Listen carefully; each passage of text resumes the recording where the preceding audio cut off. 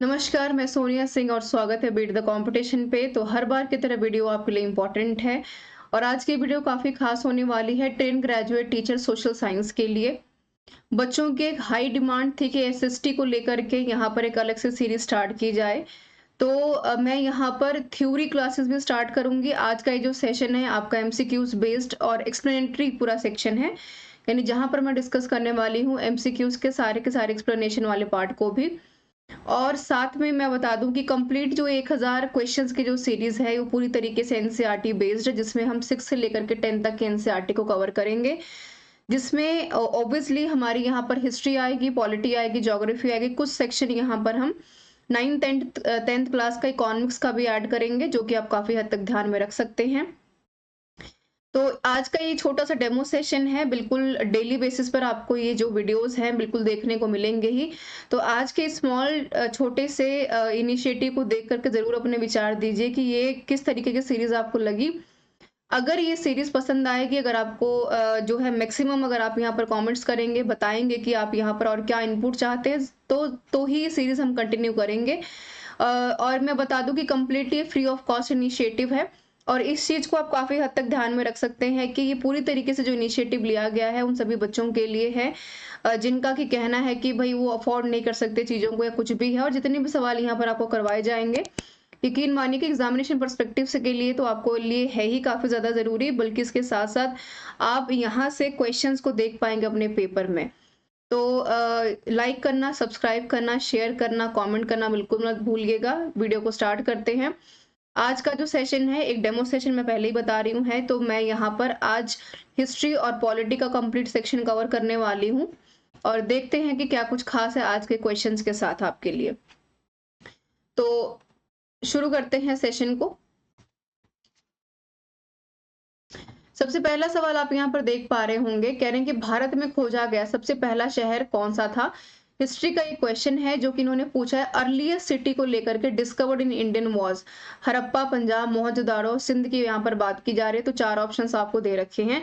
Earliest city की बात की जा रही है। आपको पता होना चाहिए कि हड़प्पन फेज की जब कभी भी हम बात करते हैं तो हड़प्पा फेज को हमने कुल मिलाकर के 4 फेजेस में डिवाइड किया है।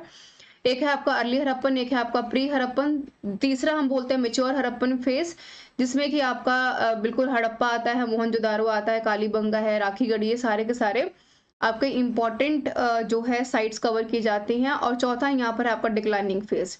तो इन्होंने अर्लीस्ट सिटीज की बात की है। ध्यान रहे, अर्लीस्ट सिटीज की जब हम बात करते हैं तो उसका मतलब है वो सारे के सारे सिटीज जहाँ पर हमने सबसे पहली बार ये सोचा कि हमें स्टेबल लाइफ को जीना चाहिए।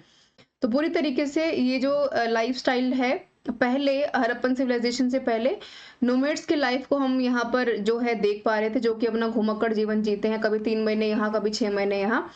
पर पूरी तरीके से जब आप यहाँ पर अर्ली से प्री हड़प्पन में जो है एंट्री करते हैं, आप ये देख पा रहे होंगे कि सबसे पहले हमें यहाँ पर जो है कि गीली मिट्टी के मकान देखने को मिलते हैं, यानी कच्ची मिट्टी मिट्टी के मकानों को देखने को मिलते हैं, जिसका सबसे इम्पोर्टेंट एग्जाम्पल है आपका मेहरगढ़। ठीक है, इस चीज़ को ध्यान में रखेंगे।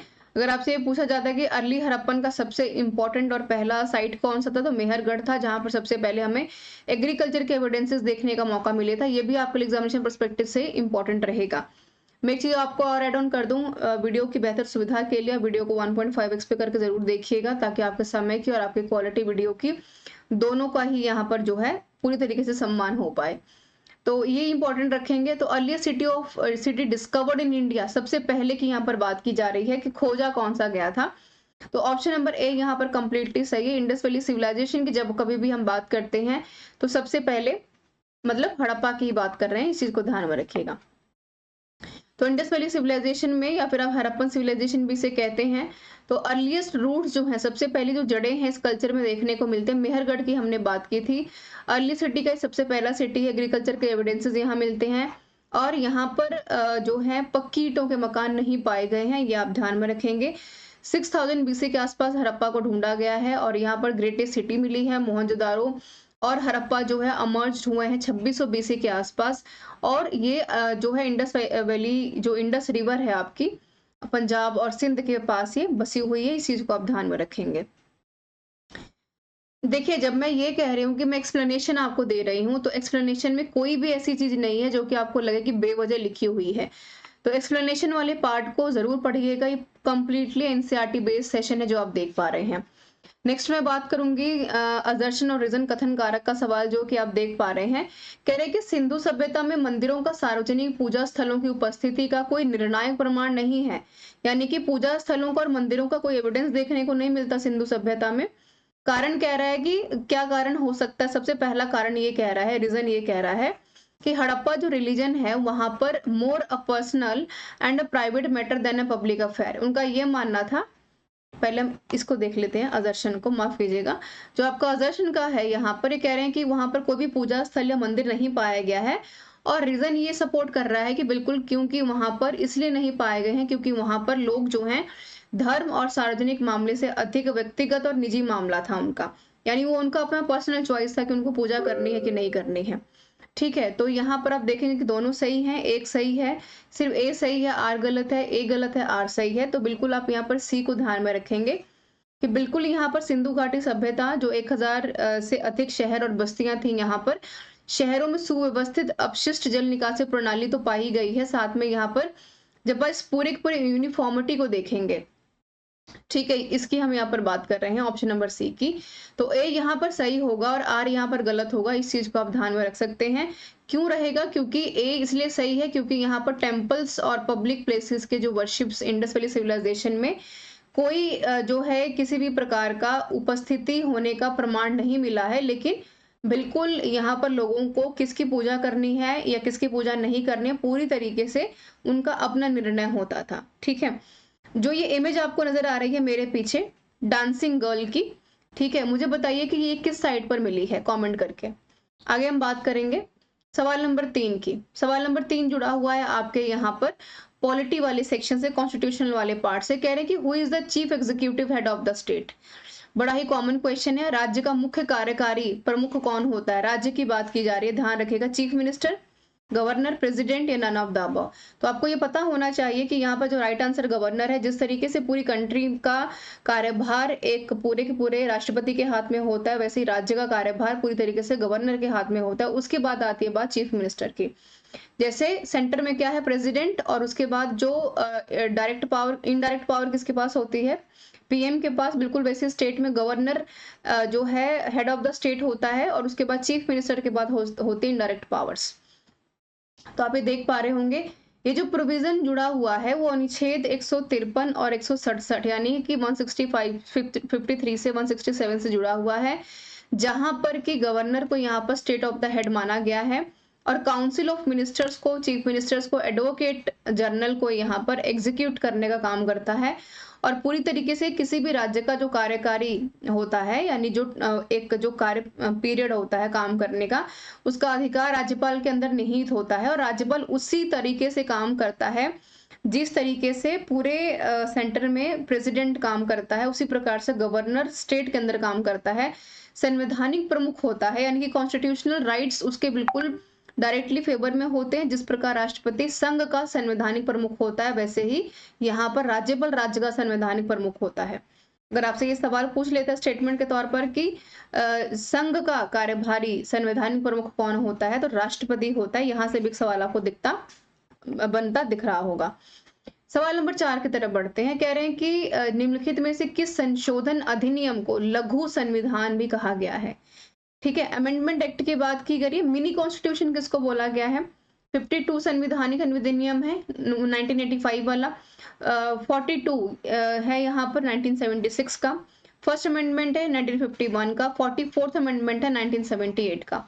ठीक है, तो मिनी कॉन्स्टिट्यूशन की बात की जा रही है, एक ऐसा कॉन्स्टिट्यूशन जहां पर हर एक चीज आपको कम शब्दों में समझाई जा सकती है। तो 1976, ठीक है, 42 जो आपका यहाँ पर अमेंडमेंट है 1976 वाला, उसको यहाँ पर मिनी कॉन्स्टिट्यूशन के नाम से जाना जाता है। क्योंकि इसे हमने इसलिए ये नाम दिया है क्योंकि सबसे ज्यादा जो व्यापक संशोधन या कह सकते हैं कि बदलाव देखने को मिले हैं, वो 42वां संशोधन ही यहाँ पर एग्जिस्ट करता है। कब? 1976 में।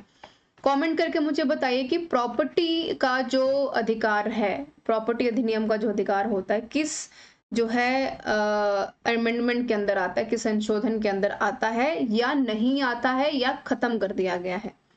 ठीक है, आगे बढ़ते सवाल नंबर 5 की तरफ। कहने कि how many years a person of Indian origin must have been an ordinary resident of India before making application towards getting citizenship by the registration. I think आप सवाल समझ पा रहे होंगे। कह रहे हैं कि भाई पंजीकरण द्वारा नागरिकता प्राप्त करने के लिए आवेदन करने से पहले भारतीय मूल का जो व्यक्ति है कितने वर्ष तक भारत का सामान्य निवासी होना चाहिए। यानी मान लो कि आप कहीं से आकर के हिंदुस्तान में बस गए हैं और अब आपको यहाँ पर नागरिकता लेनी है, उसके लिए आपको भारत में रहना कितने वर्ष जरूरी है, 3, 5, 7 या 10। तो कुल मिलाकर के यहाँ पर 7 वर्ष आपके लिए रहना जरूरी है। ऑप्शन नंबर सी सही हो जाएगा, जो कहता है कि उसे पंजीकरण द्वारा नागरिकता प्राप्त करने के लिए आवेदन करने से पहले 7 वर्ष तक यहाँ पर रहना आवश्यक रहेगा। आगे बढ़ते हैं सवाल नंबर 6 की तरफ। नेक्स्ट क्वेश्चन उन्होंने पूछा है समान अवसर आयोग को लेकर के, यानी हम कह सकते हैं कि इक्वल अपॉर्चुनिटी कमीशन को लेकर के सवाल अच्छा है, इंपॉर्टेंट सवाल है। कह रहे हैं कि किसके सिफारिश के अंडर आता है। मैंने ये सवाल कल आपको जीएस में भी पढ़ाया था, अगर आपको ध्यान में है। मैंने सरकारिया कमीशन के बारे में बात की थी, सच्चर कमीशन के बारे में बात की थी, ठीक है, मंडल जो है कमेटी और कमीशन के बारे में डिस्कस किया था। तो आपको बताना है कि यहाँ पर समान अवसर आयोग स्थापित करने की सिफारिश किसके अंडर आती है, सच्चर, सरकारी, भगवती कमेटी या फिर चावला कमेटी के अंडर। तो सच्चर समिति के अंडर ही आती है, बी ऑप्शन आपका सही है। यहाँ पर मैं लिख भी देती हूँ क्योंकि काफी बच्चों को शिकायत रहती है कि क्वेश्चंस को साथ साथ में मार्क नहीं किया जाता। तो वंचित समूहों की शिकायतों पर गौर करने के लिए, वंचित समूह से हमारा मतलब क्या है, बिल्कुल वो सारे के सारे हमारे व्यक्ति जो कि कहीं न कहीं पूरी तरीके से उनको जो है डिप्राइव्ड ग्रुप में काउंट किया जाता है, जिनको कि हर तरीके की सुविधा प्राप्त नहीं हो पाती है, चाहे वो शिक्षा का हो, चाहे वो नौकरी का हो, चाहे वो यहाँ पर अप्रोप्रिएशन डाइवर्सिटी की बात हो, ठीक है, उसकी बात की जा रही है। तो सच्चर कमेटी यहाँ पर ये कहती है कि जो इक्वल अपॉर्चुनिटी कमीशन आने के बाद से यहाँ पर ये तय किया गया है कि वो सारे के सारे ग्रुप्स जो कि पिछड़े हुए हैं, डिप्राइव्ड हैं, सप्रेस्ड हैं, उनको डेवलप करना है, डाइवर्सिटी विभिन्नता में लेकर के आना है, इंडेक्स एजुकेशन के अंदर डालना है, वर्क प्लेस लिविंग स्पेसेस के अंदर उनको इक्वालिटी दिलानी है, असेसमेंट और मॉनिटरिंग रखना है, जांच करते रहना है कि कहीं ऐसा तो नहीं कि एक बार आपने कमेटी कमीशन बना दी फिर दोबारा आपने देखा तक नहीं। आगे बात करेंगे सवाल नंबर 7 की तरफ। यहाँ पर हम बात कर रहे हैं, ये बड़ा नया सा सवाल है, नया से मेरा मतलब है कि पूछा जा सकता है आपसे। केंद्र शासित प्रदेश में न्यायिक आयुक्त का न्यायालय था कहाँ पर। दोबारा पढ़ देती हूँ। कह रहे हैं किस केंद्र शासित प्रदेश में, यूनियन टेरिटरी की बात हो रही है, यूटी की। कह रहे हैं कि प्रदेश में न्यायिक आयुक्त का न्यायालय था, यानी कि हेड जुडिशियल कमिश्नर्स कोर्ट कहाँ पर था, पौंडीचेरी में, अंडमान निकोबार द्वीप समूह में, दमन और दीव में, लक्षद्वीप में। तो इसका जो राइट ऑप्शन है ये आपका दमन एंड दीव है, सी है। देख लेते हैं, बिल्कुल सी देख पा रहे होंगे। इसको पढ़ लीजिएगा पूरा, मोटा मोटा मैं बता देती हूँ कि जो कि आपको ध्यान में रखने वाली बातें हैं। ये कह रहे हैं कि गोवा, यहाँ पर ध्यान रखें, कई बार गोवा या दमन दीव तीनों दे देता है, कई बार सिर्फ गोवा आएगा, तो तब भी आपका आंसर सही हो जाएगा। तो गोवा को आपको मार्क करना है। कह रहे हैं कि गोवा है, दमन है, दीव है, भारत का हिस्सा बनने से पहले, ठीक है, यानी कि जब वो इंडियन पार्ट नहीं था, तो पूरी तरीके से जो यहाँ पर ट्रिब्यूनल थे उनको शॉर्ट टर्म्स में डिवाइड किया गया था, जहां पर सर्वोच्च न्यायालय था। 1963 में आते आते ट्रिब्यूनल जो है रिलेकाओं को समाप्त कर दिया गया, खत्म कर दिया गया, और गोवा, दमन और दीव तीनों को मिला करके एक न्यायिक आयुक्त न्यायालय बना दिया गया विनिमय 1963 के तहत।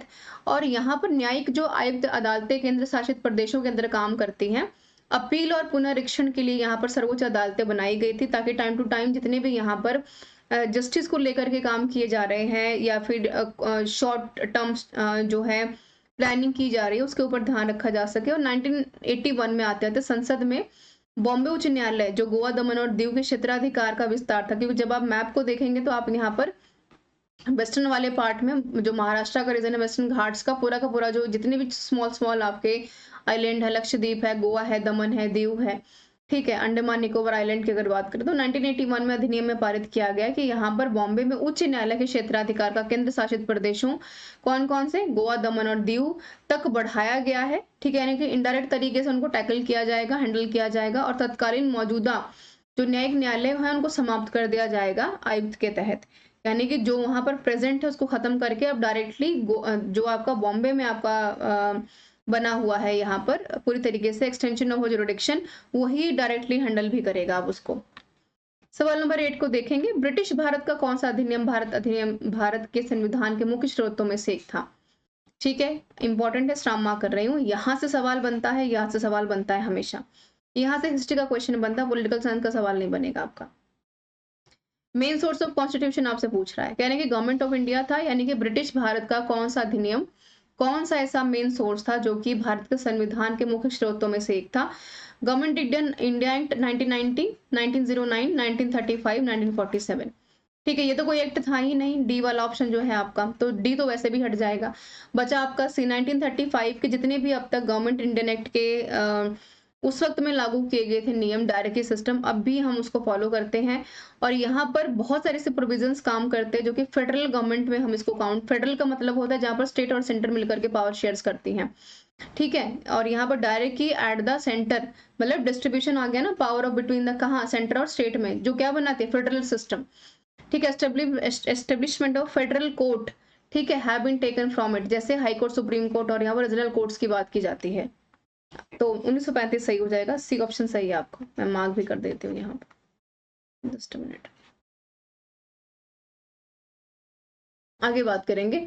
कह रहे कि who was elected as a permanent chairman of constituent assembly, ये सवाल बड़े बार घुमा फिरा के पूछा जाता है, तो परमानेंट की बात की जा रही है। ठीक है, तो कौन था यहाँ पर, राजेंद्र प्रसाद जी थे, बी सही हो जाएगा आपका। ठीक है, राधा कृष्णन जी नहीं थे, राधा कृष्णन जी यहाँ पर हिंदुस्तान के, आजाद हिंदुस्तान के पहले वाइस प्रेसिडेंट थे। ठीक है, और दूसरे प्रेसिडेंट थे। ओके, अम्बेडकर जी के बारे में आप सभी जानते ही हैं। और यहाँ पर सच्चिदानंद सिन्हा जी जो थे, यहाँ पर कॉन्स्टिट्यूंट असेंबली के परमानेंट सदस्यों में से नहीं काउंट किए जाते। ध्यान रखेंगे इस चीज का। तो आप देख पा रहे होंगे, चेयर्ड बाय, टेम्परेरली थे ना, परमानेंट कौन थे, राजेंद्र प्रसाद जी। ठीक है, उन सच्चिदानंद सिन्हा को इसलिए काउंट नहीं किया जाता बिकॉज वो यहाँ पर टेम्परेरी थे, परमानेंट नहीं थे। फर्स्ट मीटिंग हुई थी कहाँ पर, 9 दिसंबर 1946 में, याद रखिएगा, पूछ सकते हैं आपसे फैक्चुअल क्वेश्चंस में। परमानेंट चेयरमैन कब, ये नहीं पूछेगा, ध्यान हटा सकते हैं, इग्नोर कर दीजिए इसको, बस लिखा है ताकि आप ध्यान में रखें, 1946 में। और कृपलानी ने प्रपोज किया था, कृपलानी, जेबी कृपलानी जी ने प्रपोज किया था यहाँ पर, नाम किनका, राजेंद्र प्रसाद जी का। ठीक है, ये भी पूछ सकते हैं किसने प्रपोज किया था, तो जेबी कृपलानी जी ने प्रपोज किया था। कब बने थे, 9 दिसंबर 1986 को। ठीक है, और यहाँ पर जो सिन्हा जी थे वो टेम्परेरी थे, यहाँ पर परमानेंट नहीं थे। सवाल नंबर 10 क्या कह रहे हैं, कह रहे who said the constituent assembly was a Congress and the Congress was India. सवाल समझ गए होंगे आप, कह रहे हैं कि संविधान सभा कांग्रेस थी और कांग्रेस भारत थी। ठीक है, थोड़ा सा डेप्थ वाला क्वेश्चन है। ये सवाल जो है आपका हिस्ट्री का है। कॉन्स्टिट्यूट असेंबली है क्या, संवैधानिक सभा। ठीक है, जब हिंदुस्तान का अपना खुद का कोई कॉन्स्टिट्यूशन नहीं था आजादी से पहले, तो यहाँ पर कांग्रेस क्या कर रही थी, कांग्रेस को हम दूसरी भाषा में मॉडरेट्स के नाम से जानते हैं, जिनका क्या कहना था कि हम यहाँ पर अपील के हिसाब से और दलील के हिसाब से और वकील के हिसाब से काम करेंगे कि जितने शांतिपूर्ण तरीके से काम करवाया जा सके, है ना। तो कांग्रेस भारत थी, कांग्रेस ही पूरी तरीके से इंडिया को लीड कर रही थी, है ना, चाहे वो किसी भी वर्ग से लोग आते हों। ठीक है, और यहाँ पर लॉर्ड माउंटबेटन ने ये बात कही थी, ठीक है, विलिंगडन ने कही थी, एटली ने कही थी, ऑस्टिन ने कही थी, ये आप ध्यान में रख सकते हैं कि ये बात जो कही थी यहाँ पर ऑस्टिन जी ने कही थी। इनका स्टेटमेंट था कि कॉन्स्टिट्यूट असेंबली जो है वही कांग्रेस है, क्योंकि कांग्रेस के सारे नियम कानून कायदों को यहाँ पर टैकल कर रही है, और कांग्रेस ही यहाँ पर हिंदुस्तान है, क्योंकि हिंदुस्तान को लीड कौन कर रहा है, कांग्रेस लीड कर रही है। ठीक है, कांग्रेस बनती है आपके 1885 में, आईएनसी के नाम से हमने इसको जाना, ओई हुम द्वारा इसको स्थापित किया गया था, ये आप ध्यान में रख सकते हैं। कमेंट करके मुझे बताइए कि पहले भारतीय कौन थे इंटरनेशनल कांग्रेस के अध्यक्ष के तौर पर। ठीक है, टाइम पीरियड भी बता देंगे तो बेहतर होगा। ठीक है, तो ग्रेनविले ऑस्टिन ने ये बात कही थी, जो कि काफी फेमस हिस्टोरियन थे, और यहाँ पर उन्होंने सबसे पहले जो है डिस्क्राइब किया था constitution as first and foremost social document. उन्होंने सबसे पहली बार कहा कि जो भारतीय संविधान है सबसे पहले एक सामाजिक दस्तावेज बताया गया, क्योंकि यहाँ पर हम सोसाइटी की बात करते हैं, और आप सबको ध्यान में होगा कि प्रियम्बल में फिर सोशलिज्म वर्ड, ठीक है, सोशल जस्टिस वर्ड हमने ऐड किया। मुझे बताइए कि ये कब ऐड हुआ और किसने ऐड किया। आगे बात करते हैं सवाल नंबर 11 की तरफ। कह रहे हैं कि which of the following is not correct about Cripps proposal, सही नहीं है क्रिप्स मिशन के बारे में। 1942 की बात की जा रही है, 1942 में क्रिप्स प्रपोजल आया था। ध्यान रखें कि आजादी से पहले ही, कुछ दिन पहले ही आया था, 1942 में आया था, 45 में आकर के वर्ल्ड वॉर खत्म हो रहा है। तो आप ये ध्यान में रखेंगे कि भाई 42 में क्रिप्स मिशन हिंदुस्तान में आता है, 45 में वर्ल्ड वॉर खत्म हो रहा है, 47 में हिंदुस्तान आजाद हो रहा है। तो ऐसी क्या वजह रही कि अचानक से इसको प्रपोज करने की जरूरत पड़ गई 1942 में? क्यों पड़ गई? क्योंकि कहीं ना कहीं में जरूरत किसकी थी? एक हेल्पिंग हैंड की। तो वर्ल्ड वॉर 2 आते आते यहाँ पर क्या इसमें से सही नहीं है? ठीक है, कौन सा ऑप्शन इसमें सही नहीं है? कह रहे हैं कि इसकी अध्यक्षता हाउस ऑफ कॉमन्स कर रहे थे, ठीक है, रिचर्ड स्टैनफोर्ड क्रिप्स ने की थी। फिर कह रहे हैं कि राष्ट्रपति रूजवेल्ट के द्वारा भेजा गया था उनको, और कह रहे हैं कि सहयोग की मांग थी। मैंने यही बात की आपसे, युद्ध प्रयासों में, क्योंकि 45 में वर्ल्ड वॉर खत्म होने वाला था, तो 42 में कहीं ना कहीं ब्रिटेन को आवश्यकता पड़ने लगी थी किसी हेल्पिंग हैंड की। ये सारे के सारे ही सही हैं। तो आप ये देख पा रहे होंगे कि जब हम राइट ऑप्शन की बात करें तो सारे के सारे ही सही रहे। ये भी ध्यान रखिएगा कि 1942 के समय रूजवेल्ट अमेरिका के राष्ट्रपति थे। कई बार ये पूछ लेता है सवाल आपसे वर्ल्ड हिस्ट्री वाले सेक्शन में, वैसे नहीं पूछेगा क्योंकि बहुत पुराना क्वेश्चन है। ठीक है जी, ये आप पढ़ लीजिएगा पूरी तरीके से, पूरा का पूरा जो स्टेटमेंट है इंपॉर्टेंट रहेगा आपके लिए। सिर्फ फर्स्ट पैराग्राफ ही आपके लिए जरूरी है कि भाई स्टैनफोर्ड क्रिप्स जी आए थे 1889 से 1952 तक यहाँ पर दिल्ली में, और 42 में इनकी मीटिंग हुई गांधी जी के साथ, जिसमें कि क्रिप्स और यहाँ पर जो हमारे अदर लीडर्स थे हाउस ऑफ कॉमन्स के, वो लोग बैठे, उन्होंने डिस्कशन किया और उनको कहीं ना कहीं आवश्यकता की इस चीज की थी कि यहाँ पर किसी तरीके से हिंदुस्तान हाँ कह दे कि हम यहाँ पर जो है वर्ल्ड वॉर 2 में उनका साथ देने वाले हैं। लेकिन इस बार हिंदुस्तानी किसी भी तरीके से अंग्रेजों के झांसे में नहीं आए, क्योंकि सबसे बड़ा कारण आप ध्यान में रखेंगे कि जब गांधी जी हिंदुस्तान में आए थे 1914 कब आए थे? 9 जनवरी की हम बात कर रहे हैं यहाँ पर, ठीक है। 1914 के आसपास हिंदुस्तान में आते हैं गांधी जी। अगर मैं सही हूँ, थोड़ा सा मैं लैग कर रही हूँ, जरा मुझे बताइए कि क्या मैं सही हूँ या नहीं, ठीक है। और उसके बाद वर्ल्ड वॉर 1 चल रहा था, जहां पर गांधी जी ने पूरी तरीके से हिंदुस्तानियों को ये कहा कि भाई आपको पार्टिसिपेशन करना चाहिए, क्योंकि हम उसके बाद फ्री कर दिए जाएंगे, लेकिन ऐसा हो नहीं पाया। और 1942 में ब्रिटेन ने फिर से वही गेम प्लेइंग नेचर प्ले करना शुरू कर दिया, जो कि पूरी तरीके से एक्सेप्टेबल नहीं था इंडियन पीपल के द्वारा, या फिर गांधी जी के द्वारा, या फिर वही सारे के सारे लोग जो कि हिंदुस्तान को कहीं ना कहीं लीड कर रहे थे। 9 जनवरी को तो हिंदुस्तान में आए थे महात्मा गांधी जी। जरा मुझे ईयर करेक्ट कीजिए, मैं शायद कहीं ना कहीं थोड़ा सा मुझे लग रहा है कि there is a miss happening there, ठीक है। The first effort at drafting a dominion status constitution for India was made in response to which of the following events? ठीक है, मिंटो मार्ले रिफॉर्म, ठीक है, मॉन्टेग्यू चेम्सफोर्ड रिफॉर्म, सवाल हमेशा यहाँ से आता है, ठीक है। First round table conference, Simon commission. ध्यान रखिएगा डोमिनियन स्टेटस की बात की जा रही है कि हमें चाहिए कॉन्स्टिट्यूशंस के द्वारा, तो रिस्पांस किसको ठहराया गया इसको लेकर के? इसको ठहराया गया था यहाँ पर, जो कि आप राइट ऑप्शन देख पा रहे हैं, साइमन कमीशन के द्वारा। Simon commission was appointed under the chairman sir John Simon की यहाँ पर बात की जा रही है, जो नवंबर 27 में आया था हिंदुस्तान में, जिनका कि यह मानना था कि अपॉइंट किया गया ब्रिटिश गवर्नमेंट को रिपोर्ट देने के लिए, इंडियन कॉन्स्टिट्यूशन एस्टेब्लिश करने के लिए, इंडियन गवर्नमेंट इंडियन एक्ट 1919 को लेकर के। लेकिन इसमें कुछ खामियां थी डायरेक्टरी वाले सिस्टम में, जिसमें कि कुछ मेन जो कॉन्सेप्ट्स थे, वो जो मेन अथॉरिटी वाले सेक्शंस थे वो ब्रिटिशर्स के हाथ में थे, और कुछ रही सही चीजें हिंदुस्तानियों के हाथ में थी, तो इसको रिजेक्ट कर दिया गया और बाद में इसी के बिहाफ पर 1935 का गवर्नमेंट इंडियन एक्ट बनाया गया, जो कि पास कर दिया गया बाद में। एक्सेप्टेबल है, आज भी हिंदुस्तान में उसका प्रयोग किया जाता है। 13 की बात कर लेते हैं। कहने कि स्टेटमेंट करेक्ट बताना है कौन सा है आपको। कांग्रेस मिनिस्टर ने यहाँ पर प्रोविडेंस में रिजाइन कर दिया था 1939 में। फिर कह रहे हैं कि कौन सा स्टेटमेंट सही है यहाँ पर, क्या हम ये मान सकते हैं कि Congress did not accept the decision of viceroy declare, कि भाई यहाँ पर Germany in the context of the second world war, कि क्या यहाँ पर जर्मनी के विरुद्ध जो भी युद्ध की घोषणा होने वाली थी उसमें वायसराय के निर्णय को कांग्रेस ने स्वीकार नहीं किया था। ठीक है, दोनों आपको देखने और बताने के सही वाला कौन सा है। ध्यान रखें 1939 की हम यहाँ पर बात कर रहे हैं, ये वाला टाइम पीरियड है जब 1939 से लेकर के 1945 तक जाकर के वर्ल्ड वॉर 2 चलता है। वैसे में हिंदुस्तान की दशा उस वक्त कैसी थी? 1939 की अगर मैं बात करूं तो कहीं ना कहीं आप ये देख पा रहे होंगे कि बहुत चीजें बदलती नजर आ रही थी आपको।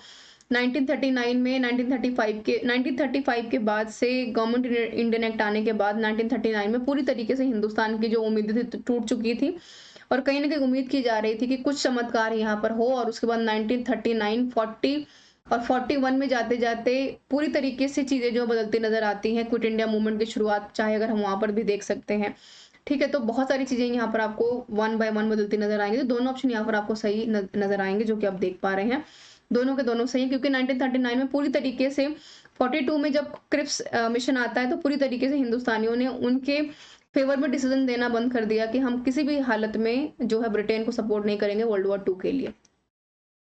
ठीक है, तो अभी देख भी पा रहे हैं 1939 में सबसे पहले यहाँ पर राष्ट्रवादी इस बात से नाराज थे, ठीक है, नेशनलिस्ट की बात की जा रही है और उनका मानना था कि ब्रिटिश गवर्नर जनरल जो यहाँ पर लिनलिथिगो थे, इनका नाम याद रखिएगा, सवाल पूछ लेते हैं डायरेक्टली कई बार, ठीक है, उन्होंने परामर्श किए बिना भारत को युद्ध में ला दिया था। उन्होंने पूछा नहीं कि आप लोग पार्टिसिपेशन करेंगे कि नहीं करेंगे, और जब उन्होंने ये मना कर दिया तो 42 में क्रिप्स मिशन आता है यहाँ पर और वो कहते हैं कि भाई हम चाहते हैं कि पार्टिसिपेशन करें, पर उन्होंने मना कर दिया उसके बाद।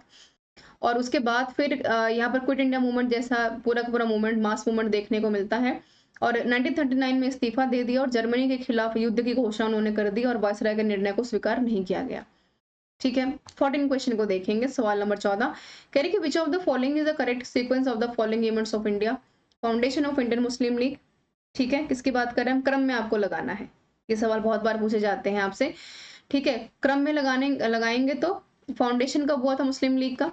सूरत विभाजन, पार्टीशन ऑफ बंगाल, ट्रांसफर हुआ था कैपिटल से कलकत्ता, माफ कीजिएगा कैलकाटा टू दिल्ली, ठीक है। आपको बताना है कि ईयर क्या था, कुछ तो आपको याद ही होगा, partition of Bengal 1905, Calcutta to Delhi, ठीक है, जॉन पंचम, जॉन फिफ्थ को हम नहीं भूल सकते, ट्रांसफर ऑफ दिल्ली की, जब transfer of Calcutta to Delhi की बात करेंगे तो बिल्कुल यहाँ पर आप ध्यान में रख पाएंगे। पार्टीशन ऑफ बंगाल सबसे पहले हुआ था आपका 1905, मैंने इसलिए हिंट किया क्योंकि सबसे पहला सही ऑप्शन वही था। अगर आप इसी को मार्क कर ले तो सारे के सारे सवालों को सही कर पाते हैं, ठीक है। बंगाल में हुआ मुस्लिम लीग 1905 आगा खां के अंडर बनाई गई थी, ठीक है। 1907 ढाका में। सूरत स्प्लिट की अगर बात करते हैं 1907 में यहाँ पर विभाजन हो जाता है, ठीक है, नरम दल गरम दल बढ़ जाते हैं।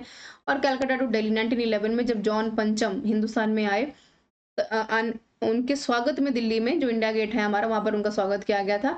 ध्यान में हुआ कि हिंदुस्तान का जो इंडिया गेट है वहां पर दिल्ली, माफ कीजिए, राजधानी जो है आपकी दिल्ली हिंदुस्तान की, वहां पर आपको एक कैनोपी नजर आती है।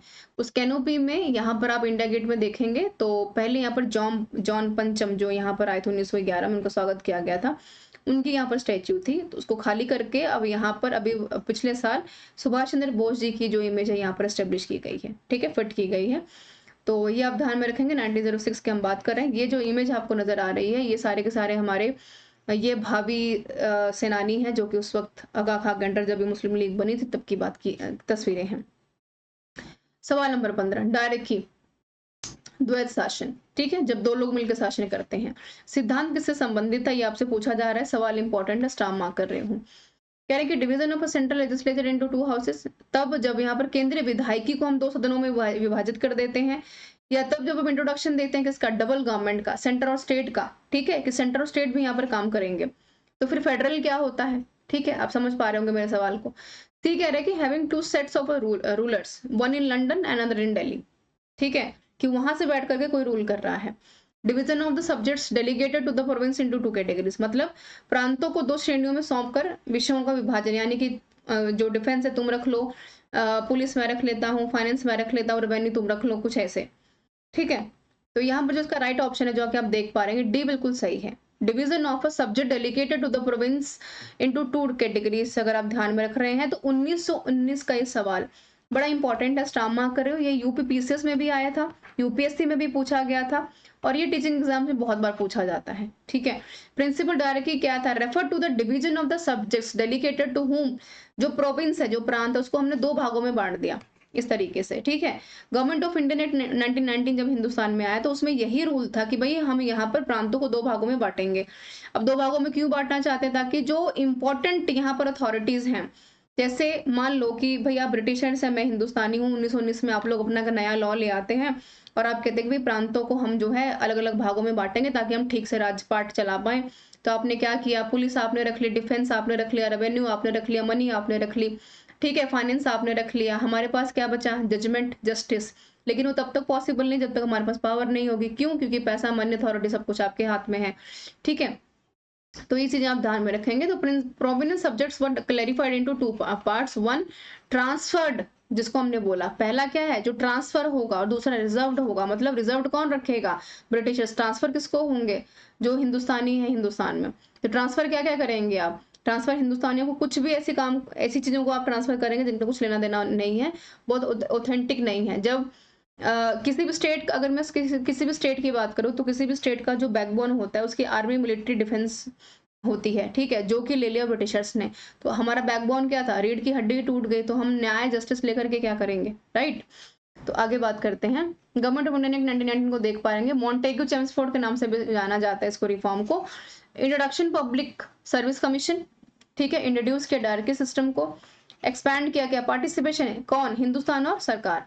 एस्टेब्लिश हुआ high commission office for Indian in London, ठीक है, और give women to right to vote, और government subject were divided into reserved and transfer subjects. ये यहाँ पर 6 पॉइंट्स जो आप ध्यान में रखेंगे। सवाल बनता कहां से है, यहाँ से, ठीक है। राइट टू वोट ये मान सकते हैं आप उस, क्योंकि 1919 का जो टाइम पीरियड था उस वक्त हिंदुस्तान में सोशल रिफॉर्मेशन बहुत तेजी से चल रहा था, ठीक है, इसके ऊपर अलग से बात करेंगे। क्वेश्चन ऑफ द डे देख लेते हैं क्या है आज के लिए। सवाल आपके लिए पूछा गया है हिस्ट्री से, हड़प्पन सिविलाइजेशन से। कह रहे हैं कि क्या सही नहीं है हड़प्पा लोगों के लिए। पहला, हड़प्पा लोग यहाँ पर जो है लिंग की उपासना करते थे, ठीक है। बी कह रहा है कि worshipped gods in the form of a human beings. फिर कह रहे हैं कि यहाँ पर they place their gods in temple, मंदिरों में रखते थे। पर पहला सवाल हमने क्या डिस्कस किया था, टेम्पल्स का कॉन्सेप्ट नहीं है, हिंट कर रही हूँ, ध्यान रहे। इनकरेक्ट पूछा है, गलत वाला। They looked upon the earth as a fertility gods, ये पृथ्वी को उर्वरकता देवी के रूप में देखते थे। कमेंट करके बताइए इसका राइट ऑप्शन क्या हो सकता है। खुशी होगी अगर आप इसको जरूर बताएंगे। और जो जो सवाल मैंने बीच में पूछे हैं इंपॉर्टेंट लिंक्स में डिस्कस कर लूं, टेलीग्राम पर मिलेगी इसकी पीडीएफ आपको, beat the competition. Description box में भी लिंक दिया हुआ है, वहां से भी जाकर डायरेक्टली आप ज्वाइन कर सकते हैं, बाकी पीडीएफ को डाउनलोड कर सकते हैं। लिंक है यूट्यूब का, शेयर कर दीजिएगा ताकि डायरेक्टली लोग यहाँ से जुड़ पाए। सेशन कैसा लगा, ये आज का एक शॉर्ट डेमो सेशन था। आगे जरूर एसएसटी का पूरा टीजीटी पढ़ाना है तो पूरा सेशन एक्सपैंड ही करेंगे। तो जरा बताइए कि कोई सजेशन, कोई कमेंट जो आप देना चाहते हैं, कोई ऐसा चीज जो आपको लगता है कि यहाँ पर और ऐड ऑन होनी चाहिए। और उम्मीद बिल्कुल इस चीज की है कि जो सवाल आपको यहाँ करवाए जा रहे हैं, सवाल उससे बाहर आपसे नहीं पूछे जाएंगे।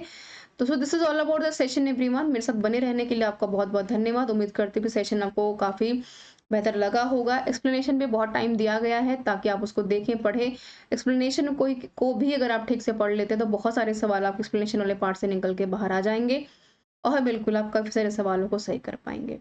This is all about the session everyone. Part 2 जल्दी ही ला रही हूँ मैं इसका, कल ही, तो बिल्कुल देखना मत भूलिएगा। और बाकी पूरी तैयारी EMRS DSSS की हम करवा ही रहे हैं, तो मेरे साथ बने रहिए, जुड़े रहिए, फ्री ऑफ कॉस्ट, जहाँ पर कुछ भी पे नहीं करना है। थोड़ा सा समय, थोड़ा सा मोटिवेशन हमारे लिए भी बनाए रखिए। Thank you so much everyone for joining me. बने रहिए बीट द कंपटीशन के साथ।